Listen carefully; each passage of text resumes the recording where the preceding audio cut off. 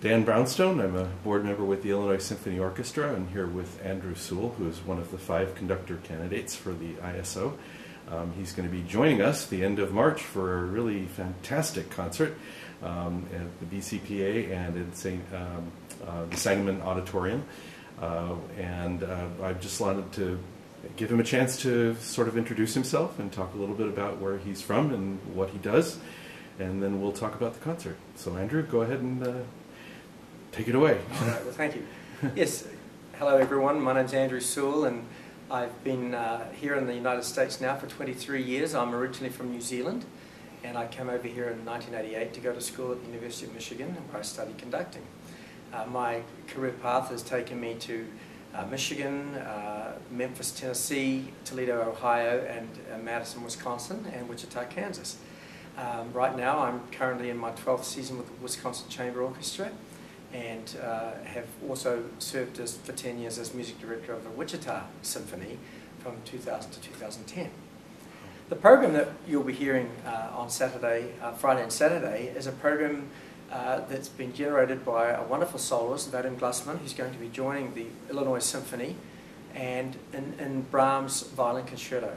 Now Brahms was good friends with Joseph Joachim, and as a relatively late bloomer as a composer, he didn't really get going until his 40s. However, with many friends such as Robert and Clara Schumann and his friends, composer friends and just society friends, he really poured the music of his soul into his compositions. So there's both a very almost brash, outward extrovert parts of the music, as well as very intimate, soulful music, and really the violin concerto has it all. It's a large work. It's 40 minutes. It really is a great technical demand to the soloist, and so we're very excited to be having this opportunity to work with such a fine soloist in my candidacy concert. To open the program, the work by Hector Berlioz called the Le Corsaire Overture actually has a very interesting history. Berlioz was actually running away from the law from Italy and stopped in France down in Nice before he went up north, and he got the story of the Corsaire, and the story goes that he wrote this overture about this crazy, his sort of escapades, shall we say. It's brilliant. It opens with an absolute tirade of notes from the violins and just doesn't stop and gets you by the throat, literally. However, never too far away from the Italian 8 aria-like music.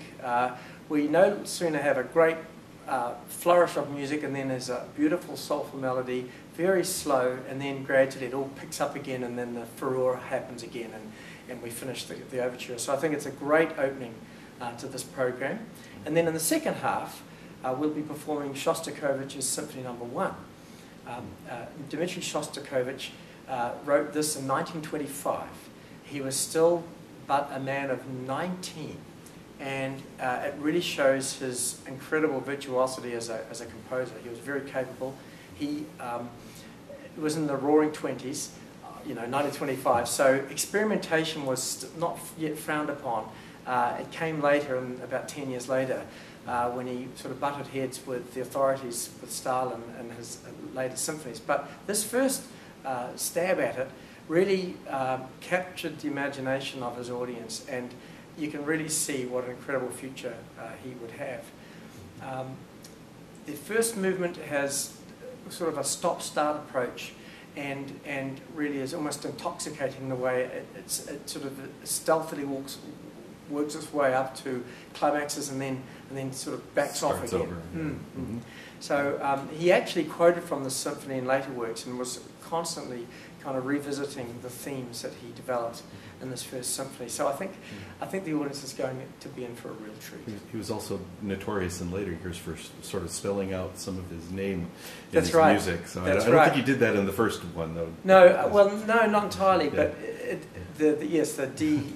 You're absolutely right. Right. Shostakovich, very, very much so. And his other works, his cello concerto and violin and other things, certainly come back.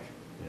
these quartets. Great. Well, we are looking forward to this concert, and I will put this on YouTube, and hopefully a lot of people will get a chance to see it before we get to March 30th and 31st. Thank you very much, Andrew. Thank you. All right.